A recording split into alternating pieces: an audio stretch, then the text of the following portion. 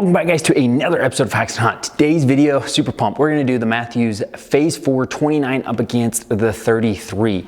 I'm super pumped to do these two head to head because I've got kind of a new love for the Mathews Phase 4. So let's get into it, guys. Super pumped. If you want to see my thoughts on these two bows head to head and why you should go with one over the other, then go ahead and stay tuned. All right, right off the bat is that 33.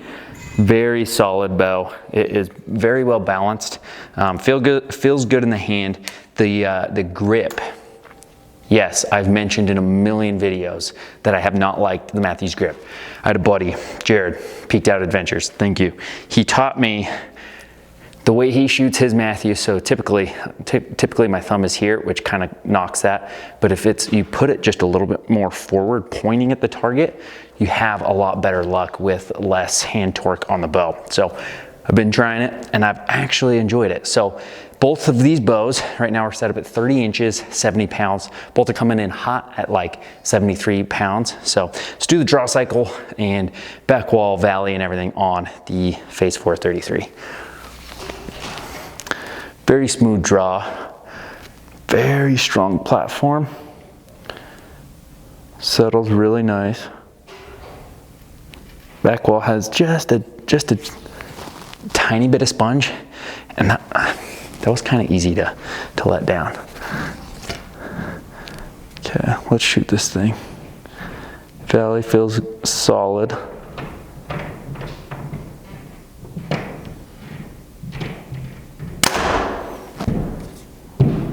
Okay, that 33 feels pretty good.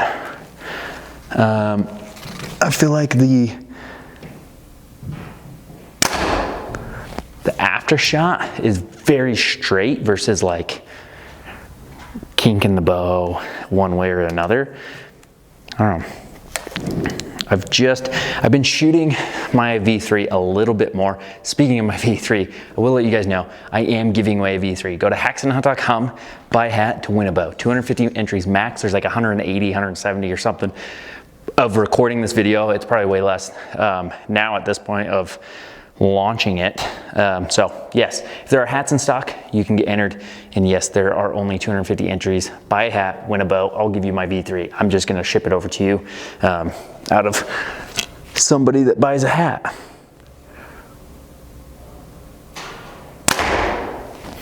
Very consistent, very dead in the hand. And honestly, super quiet. That's one thing I noticed right off the bat is how quiet this thing is. Settles real quick too.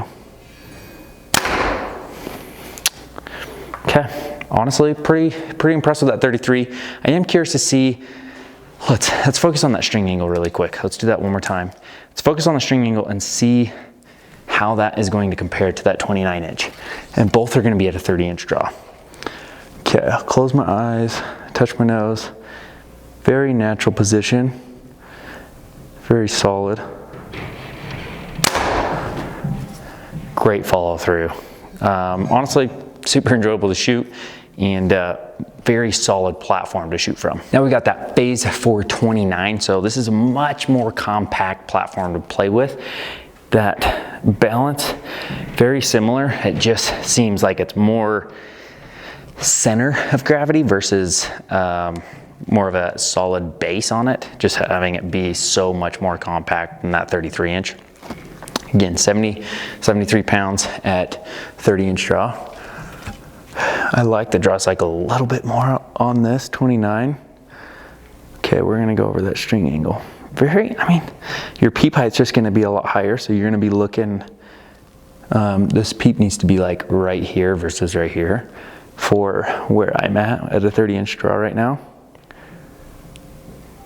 Very stable.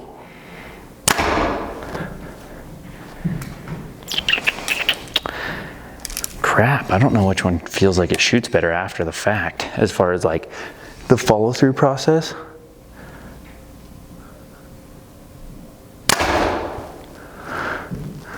Well, I smacked that arrow. Gotta aim in a different spot. Very compact feeling, but not like, it doesn't feel too compact, which kind of scares me because I want to shoot this out at like 60 to really see. Oh, those two are comparable shooting. I think it's gonna really depend on where and how you're hunting.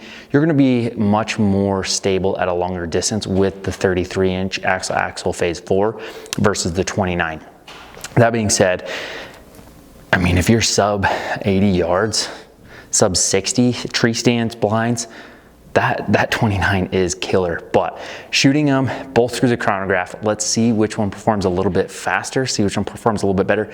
This being shorter axle, they typically shoot a bit quicker. So we're gonna shoot them through the chronograph. We're gonna test them side by side with the same arrows at 440, 480, 500, and 520 grain arrows.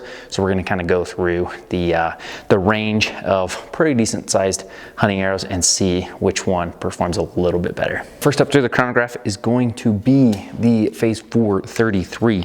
Again, set up at 70 pounds, 30 inches, coming in a little bit hot at 73 pounds. First arrow is gonna be our 440 grain arrow. We are at 292. Wow, for a 33-inch axle bow, that is cooking. Pretty decent speeds for 70, 73 pounds. Okay, 480 grain arrow.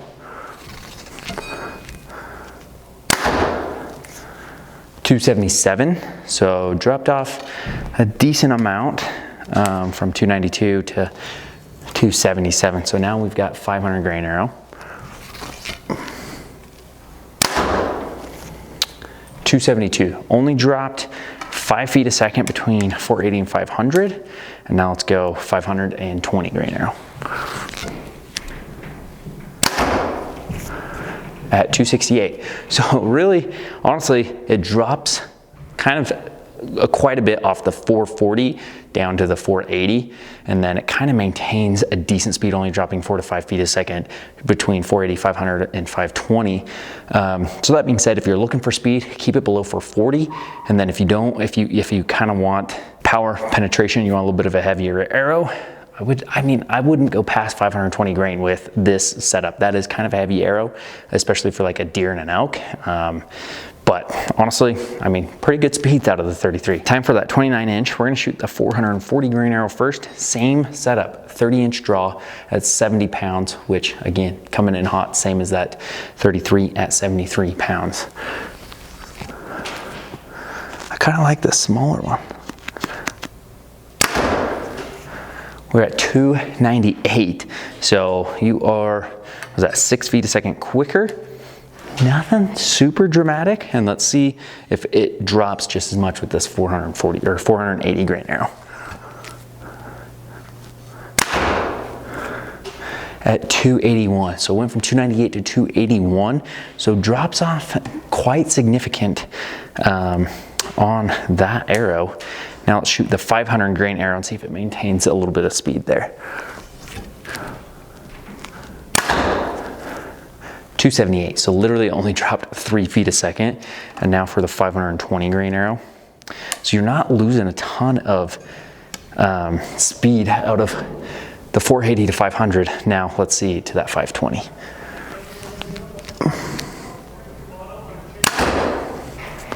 274, so literally 4 feet a second. So really not that drastic once you pass that 480 mark. 440 to 480 kind of drops drastically, but anything after that just kind of maintains 4 feet a second. Pretty similar to that 33 Phase 4. Both are shooting really, really good. I honestly would decide on which one. If I'm sub, I would say I'll push it out to 80 yards. I would keep that 29. I would take that 29. If I'm practicing out past 100 yards, I think I'd have a lot more fun with that 33 personally. And I do go to the range, shoot 100, 110, 20, 30, 140, 150 even. And so I would have a little bit more fun with that 33 Phase 4. And it's really not that much bigger of a bow. I mean, it is, but it isn't. Just feels like a more stable platform for those longer distances. So if I was to take a bow home today, I would probably take that 33 and The reason is just for those long distances. If I'm going sub 80, that thing is going in my back pocket, no doubt. So anyway, guys, really appreciate your support. If you haven't already, hit that subscribe button, really appreciate it. Leave a comment down below what you think of these two bows. Which one do you have, or which one are you looking at? There's a couple other videos for you guys to watch. We'll see you guys next time.